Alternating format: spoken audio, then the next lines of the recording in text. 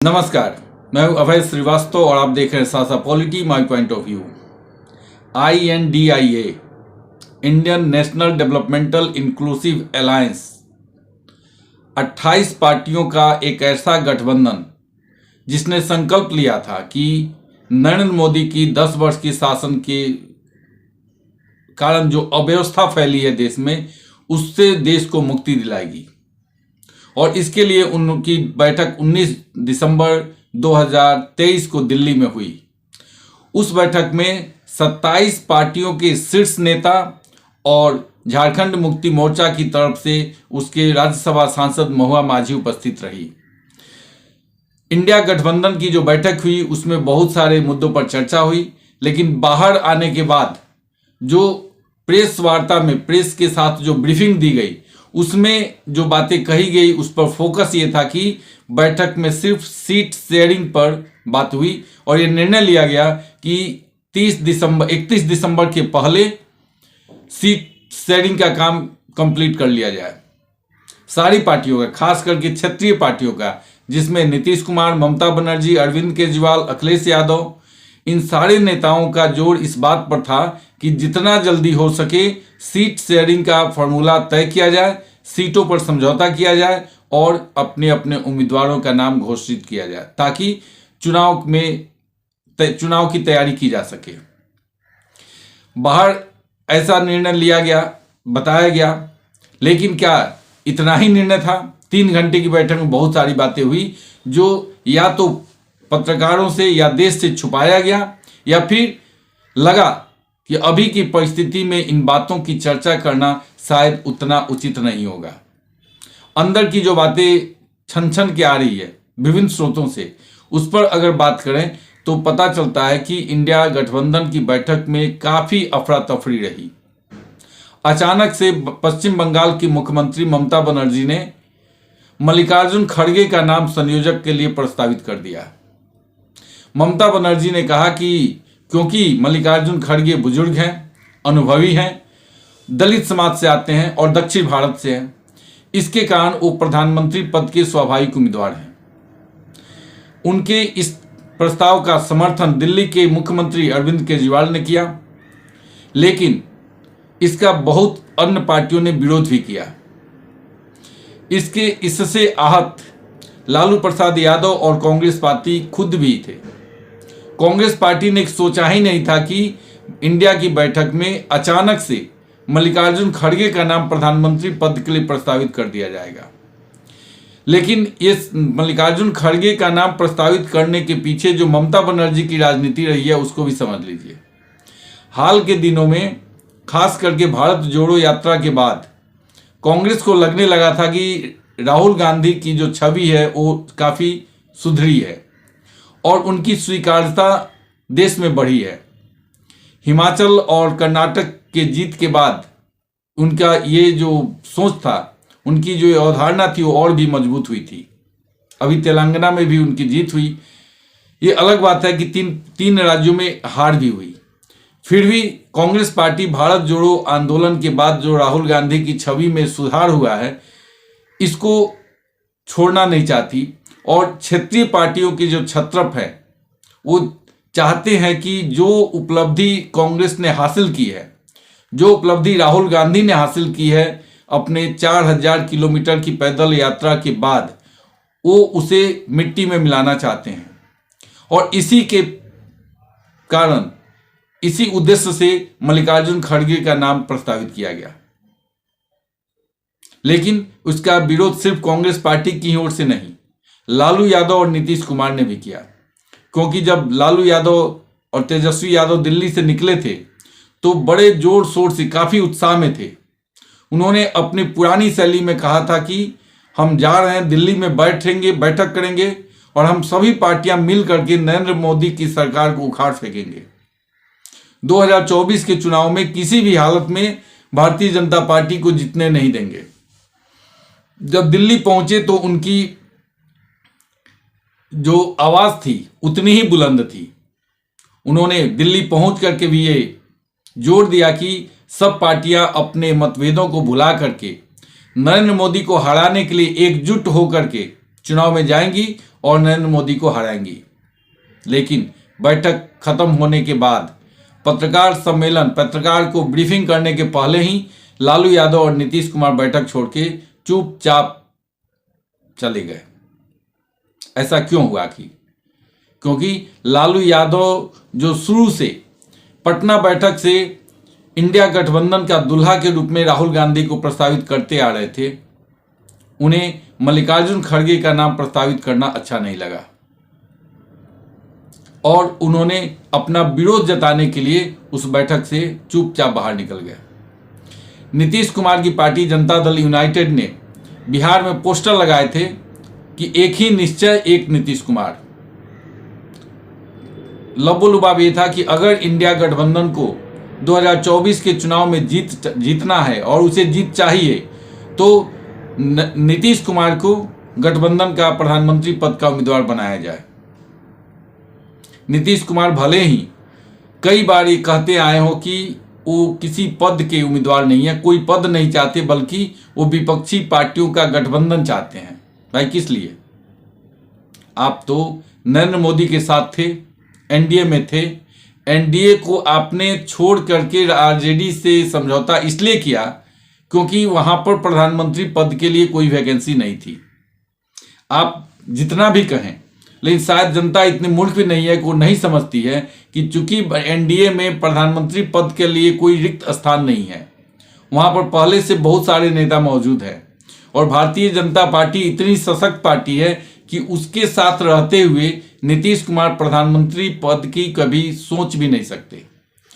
और इसी लालच में वो यही सोच कर कि अगर किसी कारण से 2024 के चुनाव में भारतीय जनता पार्टी को बहुमत नहीं मिलती है तो फिर नीतीश कुमार के लिए बिल्ली के भाग्य से छीका टूटने की जैसे स्थिति हो सकती है। और जैसे देवगौड़ा या इंद्र कुमार गुजराल भारत के प्रधानमंत्री बन गए थे, वैसे ही कहीं नीतीश कुमार भी भारत के प्रधानमंत्री बन सकते हैं। लेकिन जब उन्हें संयोजक तो दूर, प्रधानमंत्री पद का उम्मीदवार तो दूर, संयोजक तक नहीं बनाया गया, तब उनका फ्रस्ट्रेशन भी निकलने लगा और वो भी चुपचाप बाहर निकल गए। बिहार से आने वाले दोनों नेता लालू यादव, तेजस्वी यादव, नीतीश कुमार, ये सभी चुपचाप बिना पत्रकार सम्मेलन को एड्रेस किए निकल गए। मल्लिकार्जुन खड़गे को खुद ही सफाई देनी पड़ी कि अभी प्रधानमंत्री पद पर कोई भी फैसला नहीं हुआ है। चुनाव के बाद जब पार्टी जीत कर आएगी, अगर सरकार बनाने की स्थिति में रही, तब प्रधानमंत्री कौन बनेगा इसके बारे में फैसला लिया जाएगा। कम्युनिस्ट पार्टी मार्क्सवादी के महासचिव सीताराम येचुरी ने कहा कि इस पर कोई चर्चा ही नहीं हुई। लेकिन उसी बैठक में मौजूद तमिलनाडु के नेता वाइको और झारखंड मुक्ति मोर्चा की तरफ से राज्यसभा सांसद महुआ माझी ने कहा कि प्रधानमंत्री पद के लिए ममता बनर्जी ने मल्लिकार्जुन खड़गे का नाम प्रस्तावित किया। दिल्ली के मुख्यमंत्री अरविंद केजरीवाल ने उसका समर्थन किया। अब प्रश्न ये उठता है कि अगर बैठक में मल्लिकार्जुन खड़गे के नाम पर चर्चा हुई तो फिर ये नेता बाहर आकर के इसे छुपाना क्यों चाहते हैं? और अगर ये छुपाना चाहते हैं तो आखिर इसके पीछे की रणनीति क्या है? सीट शेयरिंग को लेकर के अखिलेश यादव, ममता बनर्जी, नीतीश कुमार सबने कहा कि 31 दिसंबर के पहले सीट शेयरिंग का कोई फॉर्मूला तय हो जाना चाहिए और सभी सीटों पर उम्मीदवारों की घोषणा कर दी जानी चाहिए। हालांकि ये स्पष्ट नहीं है कि 31 दिसंबर 2023 के पहले किस पार्टी को किस राज्य में कितनी सीटें दी जाएगी या किस सीट से कौन उम्मीदवार बनेगा इसकी घोषणा की जाएगी। जहां तक मुझे लगता है कि अगर ये सभी पार्टियां उत्तर प्रदेश में या किसी भी राज्य में कौन सी पार्टी कितने सीटों पर लड़ेगी इतना भी फाइनल कर लें तो ये बहुत बड़ी उपलब्धि होगी, क्योंकि इनके बीच में जो अंतर कलह है वो किसी से छुपा हुआ नहीं है। केरला की बात करें तो वहां दो ही गठबंधन है, एक एलडीएफ और एक यूडीएफ। एलडीएफ का नेतृत्व मार्क्सवादी कम्युनिस्ट पार्टी करती है और यूडीएफ का नेतृत्व इंडियन नेशनल कांग्रेस करती है। अब ये दोनों पार्टियां इंडिया गठबंधन के सदस्य हैं और इन्हीं दोनों पार्टियों के बीच में केरला का चुनाव होता है, तो क्या ये मान लिया जाए कि केरला का चुनाव निर्विरोध होगा, यानी ये पार्टियां वहां पर भी समझौता करके चुनाव लड़ेंगी और बाकी किसी पार्टी के लिए कोई जगह नहीं रहेगा। लेकिन ऐसा होता दिख नहीं रहा है, क्योंकि सीताराम येचुरी ने पहले भी कहा था कि वेस्ट बंगाल और केरला में वो किसी भी पार्टी के साथ कोई समझौता नहीं करेंगे। खास करके उनका इशारा पश्चिम बंगाल में ममता बनर्जी की तृणमूल कांग्रेस की तरफ था। तो कम्युनिस्ट पार्टी इंडिया गठबंधन में शामिल है, लेकिन वो एक दूसरे के विरुद्ध चुनाव लड़ेंगे, ये स्पष्ट हो चुका है।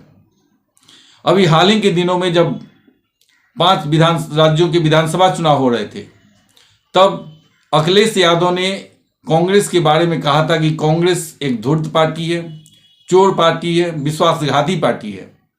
उन्होंने मतदाताओं से कहा था कि अपने वोट भाजपा को दे देना, लेकिन कांग्रेस पार्टी को वोट मत देना। अब जिस कांग्रेस पार्टी को पानी पी पी के अखिलेश यादव कोस रहे थे 2 महीने पहले, उसी पार्टी के साथ मिलकर अगर वो चुनाव लड़ते हैं और उत्तर प्रदेश में जाकर जनता को कहते हैं कि हम सब साथ हैं और हमें वोट दो, तो क्या जनता उनकी बातों पर विश्वास करेगी? अब ये देखने वाली बात होगी, क्योंकि आज के समय में जब सोशल मीडिया इतना हावी है और शिक्षा का, राजनीतिक चेतना का, शिक्षा का प्रचार प्रसार गांव तक पहुंच चुका है, जनता पहले जैसी नहीं रही है जिसे इन लोगों की बारे में पता नहीं चलता हो। मीडिया का प्रचार प्रसार इतना है कि एक एक शब्द, एक एक वक्तव्य नेताओं के ग्रामीण क्षेत्रों तक भी जा रही है। तो क्या गांव के लोग या शहर के लोग, जो भी यूपी की जनता है, क्या वो भूल जाएगी कि अखिलेश यादव ने कांग्रेस के लिए क्या कहा था? पश्चिम बंगाल में लोकसभा में कांग्रेस पार्टी के नेता अधीर रंजन चौधरी ने ममता बनर्जी के बारे में जो कुछ कहा है, तो क्या इन दोनों पार्टी के शीर्ष नेताओं के बीच में अगर समझौता हो जाता है तो उतनी भर से वहां की जनता या वहां की कार्यकर्ता ये मान लेंगे कि दोनों पार्टियां बहुत अच्छी हैं, दोनों के बीच तालमेल हो जाएगा? ये देखने वाली बात होगी, क्योंकि नेताओं को ऐसा लगता है कि वो आपस में मिल लेंगे तो करोड़ों जनता, लाखों कार्यकर्ता भी उसी लाइन पर चल निकलेंगे। लेकिन धरातल पर ऐसा होता नहीं है, क्योंकि आज की राजनीति में राजनीतिक वैमनस्यता चरम सीमा पर है। आपस में मनमुटाव इस सीमा तक बढ़ जाती है कि नेता मिल भी जाए तो कार्यकर्ताओं का मिलना इतना आसान नहीं होता। फिर भी उत्तर प्रदेश में अखिलेश यादव कांग्रेस को कितनी सीटें देते हैं, इस पर भी अभी विचार होना बाकी है। ममता बनर्जी ने कांग्रेस के लिए 2 सीटें छोड़ी हैं। अब उन 2 सीटों पर क्या कांग्रेस पार्टी तैयार हो जाएगी? कुछ वैसा ही इशारा अखिलेश यादव उत्तर प्रदेश में कर रहे हैं। वो एक तरह से अमेठी और रायबरेली की सीट कांग्रेस को देने के लिए तैयार है, लेकिन कांग्रेस कम से कम आधी सीटें उनसे मांगेगी, ऐसा मीडिया में आ रहा है। यानी आधी सीटों पर। ऐसा इसलिए क्योंकि इसके पहले जब बहुजन समाज पार्टी के साथ अखिलेश यादव ने समझौता किया था, तब उस पर आधी सीटें बटी थी दोनों पार्टियों में। अब कांग्रेस क्या करना है कि अगर बहुजन समाज पार्टी के लिए आप आधी सीटें छोड़ सकते हैं, तो फिर कांग्रेस पार्टी के लिए क्यों नहीं? कांग्रेस पार्टी एक राष्ट्रीय पार्टी है और हाल के दिनों में विभिन्न राज्यों में उसने चुनाव भी जीता है। तेलंगाना, हिमाचल प्रदेश और कर्नाटक में उसकी सरकारें हैं, और भारत जोड़ो यात्रा के बाद राहुल गांधी की स्वीकार्यता भी बढ़ी है। ऐसे में एक यक्ष प्रश्न है कि क्या अखिलेश यादव कांग्रेस के लिए आधी सीटें छोड़ने को तैयार है?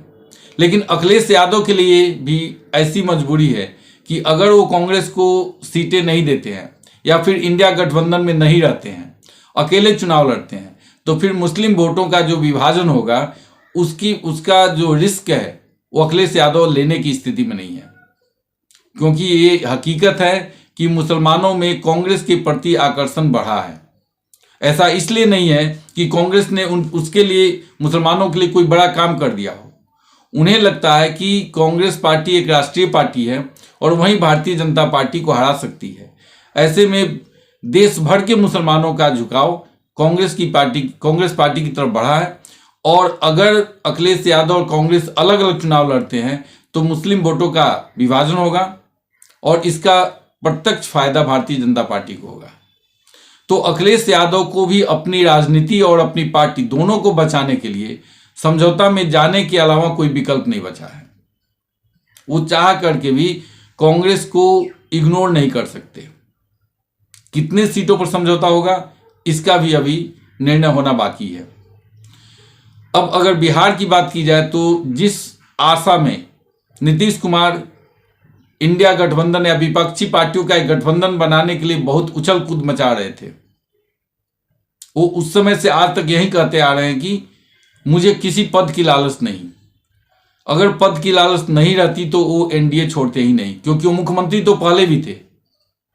इतनी सामान्य बात अगर जनता नहीं समझ रही है तो सोचिए, ये जिस जनता के वोट से चुन के आते हैं उस जनता को कितना मूर्ख समझते हैं। भाई अगर आपको मुख्यमंत्री ही बनना था, बने रहना था, तो आप एनडीए में तो मुख्यमंत्री थे ही।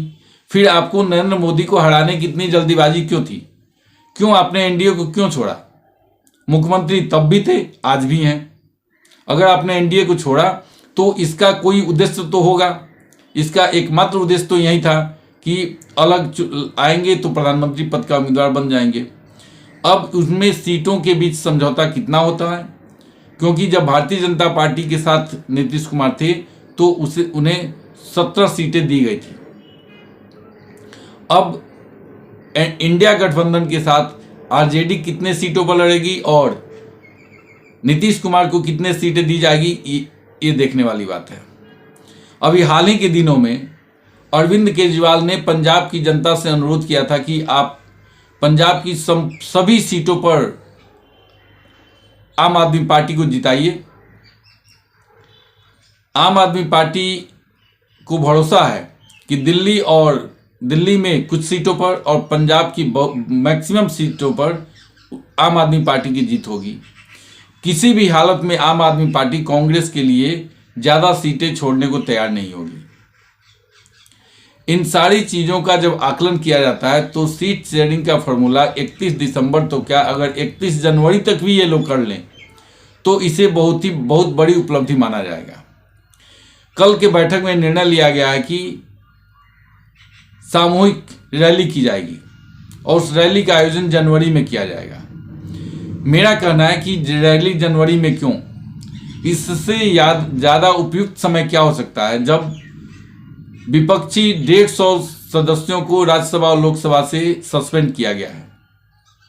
कम से कम इस सस्पेंशन को आधार बना करके भी अगर इनमें ताकत रहती और इनमें अगर हौसला रहता तो इस निलंबन को आधार बना करके भारतीय जनता पार्टी और नरेंद्र मोदी की सरकार के विरुद्ध कल से ही रैली कर सकते थे। उसके विरोध प्रदर्शन का आयोजन कर सकते थे। बहुत नारा दिया जाता है, बहुत ही आवाज़ उठाई जाती है कि नरेंद्र मोदी की सरकार में महंगाई और बेरोजगारी है। आप विपक्षी पार्टी हैं, 28 पार्टियों का गठबंधन है। भाई आपको महंगाई और बेरोजगारी के बारे में रैली निकालने से किसने रोका है? यही विपक्षी पार्टी कहती है कि जब गैस सिलेंडर का दाम 450 रुपये हुए थे तब स्मृति ईरानी गैस की सिलेंडर लेकर सड़कों पर निकल गई थी। आज 1000 रुपया है, 1100 रुपया है तो कोई कुछ नहीं बोलता। भाई आप विपक्षी पार्टी हैं, स्मृति ईरानी अगर सड़क पर निकली थी तो आप भी सड़क पर क्यों नहीं निकलते? कौन रुकता है? ये ऐसा इसलिए है क्योंकि उन्हें पता है कि जनता का समर्थन उन्हें नहीं मिलने वाला है। बिना जनता के समर्थन का कोई भी पॉलिटिकल पार्टी कोई रैली करने की हिम्मत नहीं कर सकती। हाल ही के दिनों में 19 दिसंबर का ही समय रखा गया था जब वाराणसी में नीतीश कुमार की रैली होनी थी। नीतीश कुमार को लगता था कि उत्तर प्रदेश में वाराणसी एक ऐसा जगह है, वो क्षेत्र ऐसा जहाँ कुर्मी वोटरों की बहुतायत है। जाति की राजनीति करने वाली, चाहे आरजेडी हो, समाजवादी पार्टी हो या जनता दल यूनाइटेड हो, इन्हें लगता था कि अगर वाराणसी में कोई रैली की जाती है और अगर वो रैली सफल होती है तो एक तीर से दो निशाने होंगे। एक तो नीतीश कुमार अपने आधार फैलाने में कामयाब होंगे, इंडिया गठबंधन को ये दिखा सकते हैं कि बिहार में ही नहीं यूपी में भी उनका जनाधार है। लेकिन हुआ कुछ उल्टा, ये दाव उल्टा पड़ गया, क्योंकि जब आकलन किया गया तो भीड़ तो क्या, उसमें सामान्य भीड़ भी आने की संभावना नहीं दिखाई दी। ऐसी स्थिति में उस रैली को रद्द करने के अलावा कोई विकल्प नहीं था और उस रैली को रद्द कर दिया गया। अब ये स्थिति इन दलों के बीच है, आपस में इनका तालमेल नहीं है। सीटों की शेयरिंग की बात की जा रही है, लेकिन वो इतना आसान नहीं है। कोई कॉमन मिनिमम प्रोग्राम अभी तक नहीं बना है। कल तीन घंटे की मीटिंग के बाद भी अधिकांश समय इन्होंने प्रधानमंत्री पद के उम्मीदवार संयोजक के लिए मल्लिकार्जुन खड़गे का जो नाम प्रस्तावित हुआ उस पर झगड़ा करने में बिता दिया। एक दो ने सपोर्ट किया तो बाकी सदस्यों ने उसका विरोध किया। अब आने वाले 100 दिनों के अंतर्गत ये कोई करिश्मा दिखा पाएंगे, ये देखने वाली बात होगी। धन्यवाद।